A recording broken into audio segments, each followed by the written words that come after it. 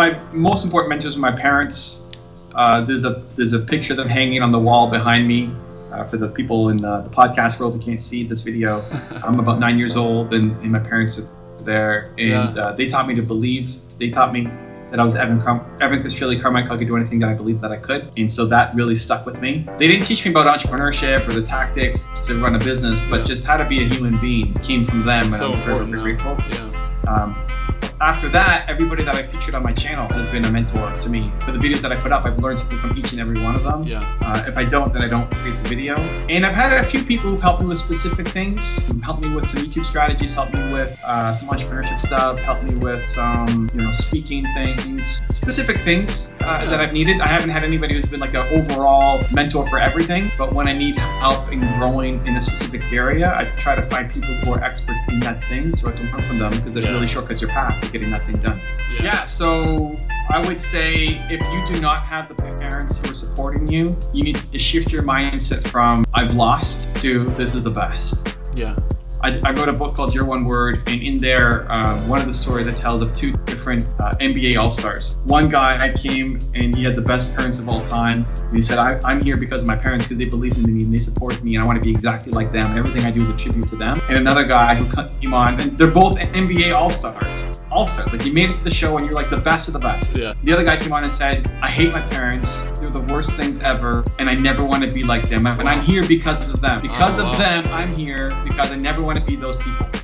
Right? So it's how you react to it. I think if you ever come from the place, there are other people who say, I had the worst parents of all time, and so I suck, and I'm never going to get anywhere because I don't have the parents, I don't have the education, the connections. And there's other people who say, I had the greatest parents of all time, and because of that, I never had any adversity, and so I'm soft.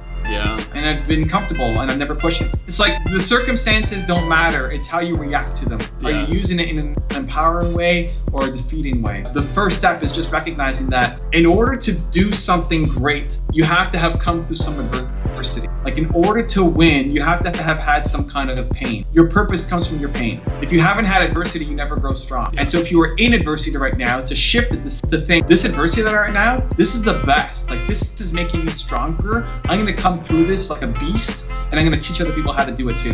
Whatever it is that you want to do in life will come with a healthy dose of fear.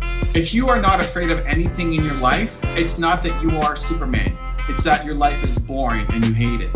Like the people who have zero fear in their life hate their life. This is the most boring life of all time. I couldn't agree more. And so anything that's exciting for you to do, to launch a podcast, to launch a YouTube channel, to start a business, to ask that girl out, like whatever, it's going to come with fear. And so what I try to do is not say don't be afraid, because you are afraid. I think it's feel the fear and do it anyway. I try to make the future fear just bigger. I make the fear of regret bigger.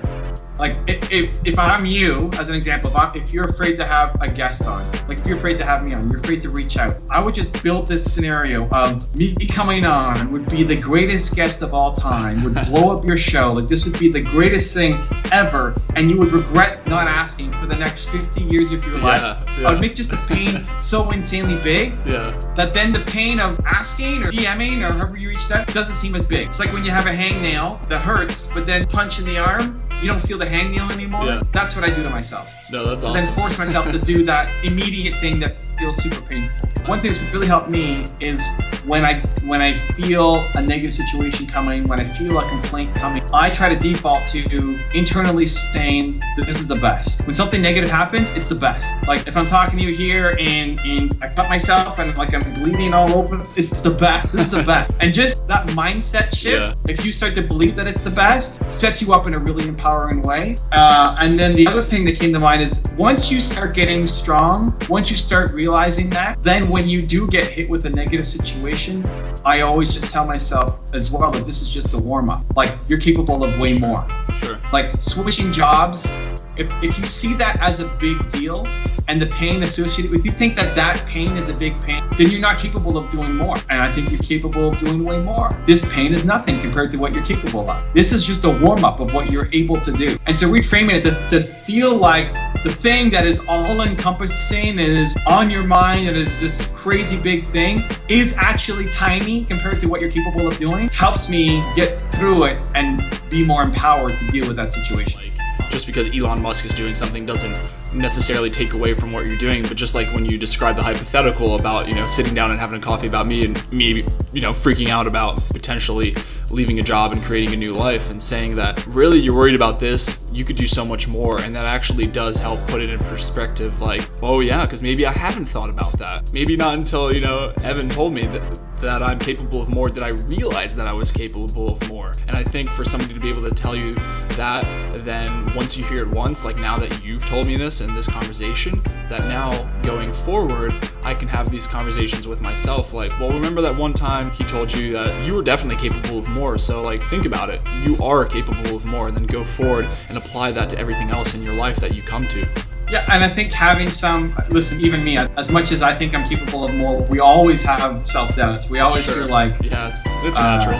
Who am I to go off and do this crazy big thing? It's part of the human condition. And so having somebody, I think we've all felt moments of boldness, moments of courageousness, but it's fleeting. It doesn't come every day. And so to understand what it is that gets you feeling motivated and fired up, if that's doing an interview or watching a video or reading a book or listening to somebody's podcast, for me, it's video. So start your day with it. Like whatever the thing is that gets you feeling bold and courageous, start your morning with that. Because if you did that, if you started your day feeling bold and courageous, because you don't do that waking up. Like, I don't know, at least for me, I'm not waking up. It's like, yes, Thursday, this is amazing, right? Like, I might feel that now, but I don't feel that waking up. It's a daily reset.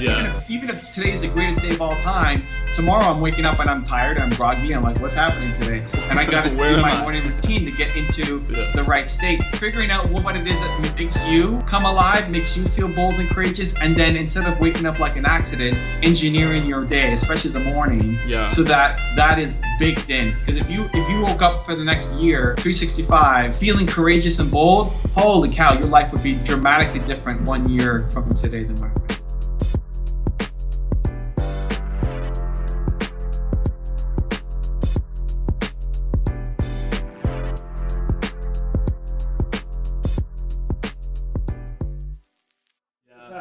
Yeah. You know what? Honestly, the only other thing I would say, I love how you do like the free flowing question style, like based off of what you're interested in. I think that's awesome. I think that's how you win. I think that's honestly how like most podcasters. I've been on a ton of podcasts. Yeah, I can imagine. Most podcasts don't do a good job with that. They have their like set 7.5 questions and there's no back and forth dialogue. Yeah. So I think that that's a good strength for you. What I would recommend is doing more work to research the person. Okay. So that when you're doing the free flowing conversation, it's around something that's really meaningful and interesting to you. Yes. Okay. Like if you want to stand out, because the first like 3-4 questions you ask me, I get asked every time I go on a podcast. Okay. Tell me about your story. What was the moment? Like I get asked that every time. Yeah. And so if I'm somebody who's listened to your podcast, like so far there's nothing unique from this interview. Okay. So if you already knew that stuff by researching my videos and a little bit more about the history, then you can say, you know what's really cool about your story? I liked it when you did this, and I was wondering, like, how did you get through that? And then we can go deep. Like, I wish we had more time to go into what you cared most about instead of spending half the time getting to know me. Yeah. And then we got deeper. If we spent the whole time getting deeper, I think that's how you could really win. Like, if you really want to make this podcast thing blow up, I definitely do. That's a unique, like, using your skills, your conversation skills would make a really cool, like, nobody would have had the same podcast as you, where, like, with this one, only half of it is unique, and the other half is boring. And the first half is the boring part, which you're going to lose people because they've already heard that stuff. Not everybody, but, like, it could be, if every interview that you did was so wild and different, all seen through your lens, like, you researched the story for what you're telling, and then what was really wild about your story was this, and I wonder, how did you get through that? Then it's great from minute one. Okay. You know what I'm saying? Yeah, for sure. I'm writing it all down. I'm listening. I promise. Cool. No, that's it. I just want to, like, I think you can win. I think you can win really hard. I just want you to win. That's all. No, I can't appreciate it more. I haven't had anybody during this podcast provide feedback for like that, and obviously you're experienced in this manner and you've done a bunch of them, so I do appreciate that. And I have noticed that, like I was kind of telling you, typically they go from 50 to 60 minutes, and it does take time kind of warm up to the guest, and that's why I guess they were going 50 to 60 minutes, and I did always want to provide, like, I didn't even research any other podcasters in the sense, because I wanted to be able to just think everything of myself, and I didn't want to mimic or copy anybody else. But I do always want to bring such a genuine podcast, a real podcast where we're conversing with each other and having this real, organic, non-scripted speech like you just described, but be able to divulge or dive deeper into it quicker is something that I want to do, and I'm glad you brought that up. So those are great points, and I've written them all down.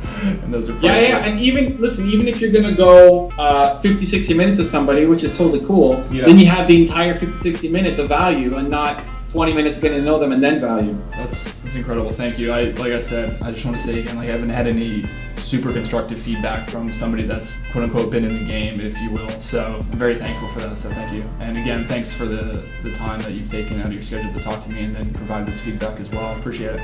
I do truly want to make an impact, and I do want to continue to push out this information and share stories of people like yourself. So thank you. I want to be guest number 121. Bring me back. 121. You got it. All right, cool. All right. Okay, have a great weekend, Kristof. Thanks for the fun. Yeah, you as well. I really appreciate it. Hope to keep in touch. See ya. Thanks again for all the information. Talk to you soon. Cheers, man. See ya.